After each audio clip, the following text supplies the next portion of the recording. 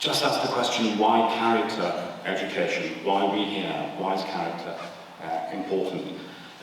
This reminds us of a discussion we've had for the last 20 years. We've talked about the whole child, holistic education. And yet most of us spend most of our time thinking of examination results. And lots of our schools, to some extent, have become exam factories. We seem to want children. When I was at school, we probably did about, well, I'm educated in Scotland, but we did about 7 or 8 O-levels, and that was considered quite a lot. Now, some children are doing 12 GCSEs. It's not just quantity, it's also, the number of, not just the number of examinations, it's just the overwhelmingness of the whole thing for our students. So we talk about holistic education, but we don't really sort of follow that through. We also have this problem as well, that, when I was at school, if I get into trouble, my parents always backed the teacher, because the teacher was always in local parentis. They represented the parent in the school. What's happened now is that the teacher, mainly because of the national curriculum, has somehow become a civil servant. They represent the state. And so there's a problem here as well, that, we're having a situation where parents have views about teachers. And teachers only contact parents when there's a problem with their child. They don't tend to phone them up when a child has done exceptionally well. Some schools do that, but generally that's not the case. It tends to be negative. And so we know from our research at the Jubilee Centre that parents think that teachers are only interested in examination results. And that's what teachers think of parents. They think that parents are only interested in the examinations as well. Actually, if we talk to parents a little bit more, we might find that they're also interested in how their child might flourish and be happy in school, and actually develop, holistically, and thinking of the whole child as such as well. So modern education is obsessed by examination results. And why? Because we seem to link examination results with success. The idea of, that we're just consumers, we're just there to consume, get into the marketplace, we're concerned about our wealth, our profitability, our status in life. I know that in universities. Universities produce so many tables about how much you will earn if you do a degree. It's never about the person. It's always about how much you might earn in your lifetime. I'm not quite sure that that's very human. Never mind anything to do with education as such. So there's a real anxiety that we feel. And yet, education is really about this. It's about forming people so they can live well in a world worth living in. This is we at the Jubilee Centre have this as our main theme. This is what we're researching to some extent as well. And we're really concerned that, we want children to live well, but we want them to live in a world that's worth living in. That means that they have to make a significant contribution to the common good, to the success of society, to their neighbour as well. So the aims of education are quite clear. So I'm giving you a little bit of philosophy of education to remind you of why we became teachers. And it really is about formation, and I use that word formation deliberately. You cannot be in the presence of young people, or even anybody, without having some influence over them. We all have an influence over someone else sort of thing in life. We're not isolated, We work with each other, and when we're working with young people, we do have an influence, and young people want that influence. Think about it when a young person goes home and tells their parents, I'm not sure that my teacher likes me. How would they know if the teacher didn't like them? The teacher might be competent in teaching physics or history, but why would they think that the teacher might not like them? Well, young people can see it in your eyes. They can hear it in your voice. They can see it in the way that you move around the classroom. They can just feel it, and they can sense it. And that's what they did. They go home and say, I don't think that teacher likes me. And if a teacher doesn't like a child, that child is not going to learn very much. So even before we begin to learn in a classroom, even before that child begins to learn, they need to feel that they belong. They need to feel that they're being respected as a human being, that they're part of something greater than themselves. They want to be inspired. And that applies to every child. So skills of character then, the sensible question is to ask why we do this in a sense. Is it, is it something that's planned or is it something that's unconscious? Every skill is involved in character education. It's just that the character education is often a bit ad hoc. It's, it's assumed, There are many private schools. In the early days, the Labour ministers that I used to speak to, said that, the ones who were in government, said, well, state schools can learn from private schools, places like Eton and Winchester. And I said, hold on, they're not going to learn much from Eton and Winchester. I'm saying state schools can learn a great deal from their own practice as well. They don't have to look at private schools. And in the early days, it was often assumed that private schools knew what they were doing, that they were really into character. But we've learned over the last 10 years that that's not really the case. And many of these private schools, from Gordonston to Eton, have actually come to the Jubilee Centre and asked, how do we do character better than what we've done before? So even they are asking these questions as well. And they want to plan it. They don't want to assume it, just to think that, oh, if you come to this school, you'll develop character somehow, some mysterious way, this will happen. It doesn't happen like that. You actually have to work hard at it. So the goals of human life is to develop its essential excellencies. That is a very Aristotelian thing to say. It's what Aristotle would have said about every human being, that they have these inherent excellencies. That applies to every single child. Whether it be special needs child, or whether it be a very gifted child in the sense of academic ability, every child has some excellence within them. And it's our job to bring that excellence out, to help them develop that. And this comes back to this theological theory, again, very Aristotelian. I'm only going to talk about the last bit here, which holds, it's a three-part part: who we are, who we can become, and how we get from A to B. That's hugely important, Children have to find out who they are, and who they want to become. And also, how do they get there? How do they have a mental map of how to get to A to B? I remember speaking to a Minister of Education about this idea of a mental map from A to B. He was really very interested in this, because I said to him, well, there are lots of children who might want to become a doctor, or might want to be an accountant, or a lawyer, etc. But often in some schools they have no mental map of how to get from where they are to that career choice that they would have. That's because they don't meet people who are doctors and lawyers, etc. And so we have to provide for that. We have to give them the imagination. We have to encourage them to think, and we have to bring in people from outside, from the community, into the school, so that they can have some idea of how that can be done. They have to develop this mental map. So flourishing in the community is also very important. As I said, we're not isolated individuals. We're very much together. We flourish together. We don't flourish in isolation. And this is also hugely important, that these virtues that we talk about are other-regarding. They're not self-regarding, they're not about the self, they're about other-regarding. So, for example, the definition of humility.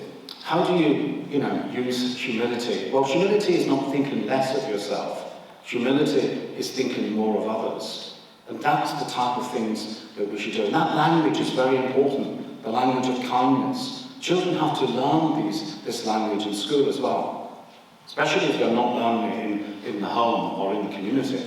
The school is a very good place for them to learn that language of virtue, and to actually use that language with each other, use the language of kindness, etc., in the classroom and in the school. So the aims of education are clear for me. Every child can be educated. There's no child that cannot be educated. Everyone has the potential to be educated. Every child can be taught. We can teach every child. By the way, these slides, I'll give them to Tom, and Tom can send them to you if you ask Tom for them. So these slides, if you are interested, you can have them.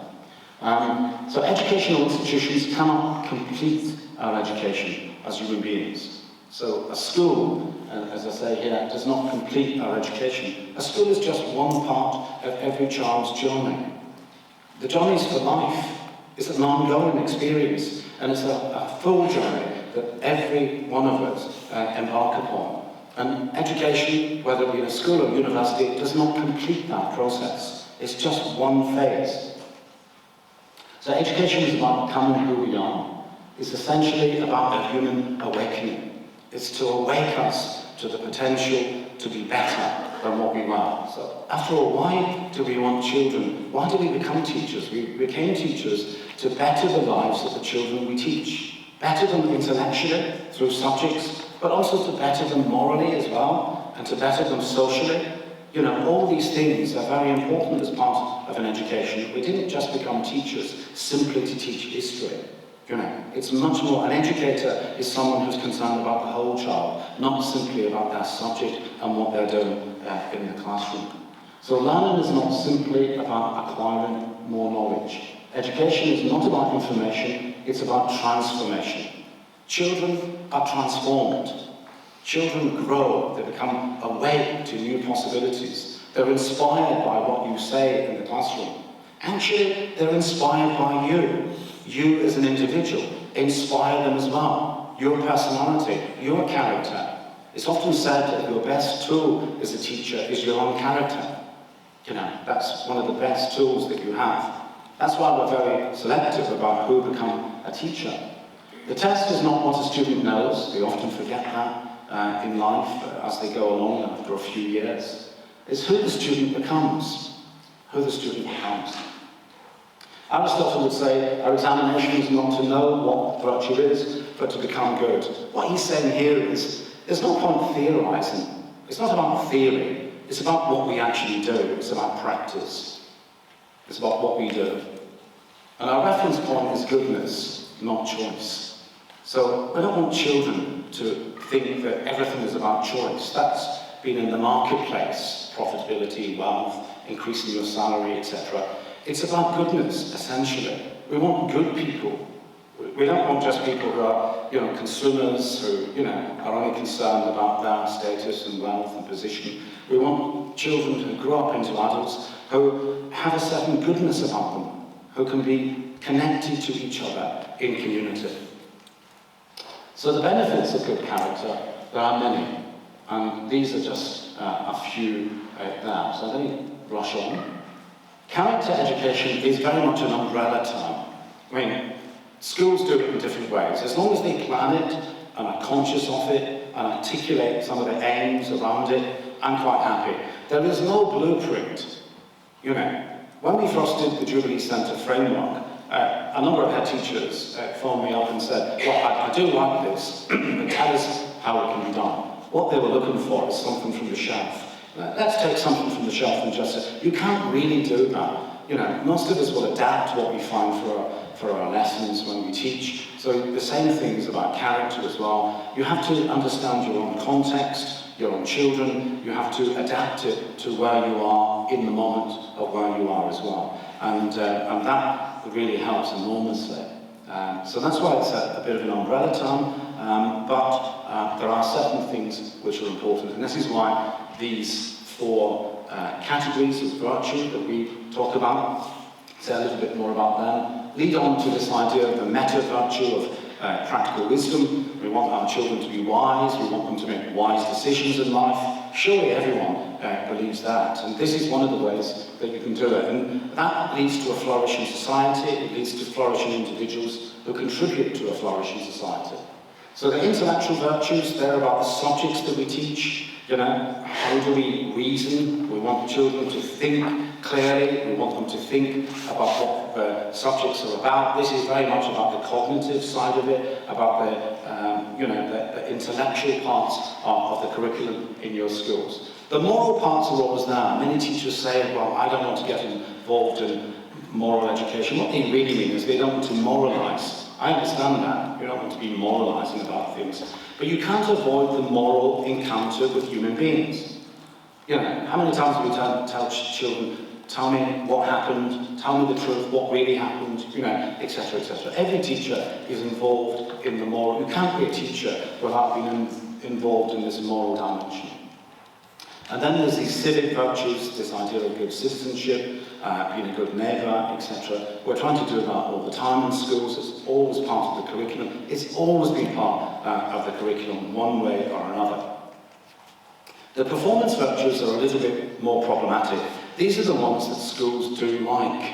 They often think, oh, well, we want more confident children. We want them to speak well, to be confident. We want perseverance. We want resilience. We want all these types of things. But the trouble with these are that unless they're linked to the intellectual, moral virtues, then they don't really mean very much. Because what can happen is that if a child develops great motivation, great determination, and great resilience, they could easily become a member of the mafia, they could easily become a member of a criminal gang, they could be part of something that leads to, the fact that other people won't flourish, and ultimately they won't flourish either. So it can actually be used for bad purposes as well. So these have to be dealt with more carefully than the other virtues, because these are only virtues if they serve the good.